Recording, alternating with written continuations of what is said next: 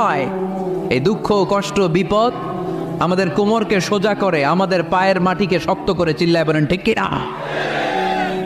প্রতিকূল পরিবেশে কিভাবে বাঁচতে হয় এই দুঃখ কষ্ট আমাদেরকে শিখায়। এজন্য মুমিন বান্দার বৈশিষ্ট্য হচ্ছে দুঃখ কষ্ট বেদনা জ্বালা এগুলোতে সে আপসেট হয় না, সে হাল ছেড়ে দেয় না, সে ভরসা রাখে একজনের উপর। চিল্লায় বলতে হবে তিনি কে? কারণ মুমিন জানে রাত্রি যত গভীর হয় অন্ধকার তমানিসা ভেদ করে সুবহে সাদিক হয়। মুমিন জানে গর্ভবতী নারীর পেটের ব্যথা যেই দিন বাড়তে থাকে ওই দিনই নতুন মেহমান আগমনের সময় ঘনাতে থাকে। মুমিন জানে তার জীবনে দুঃখ কষ্ট বিপদ যত বাড়তে থাকে সুখের দিন কাছে আসতে থাকে। এজন্য মুমিনের হারাবার কিছু নেই।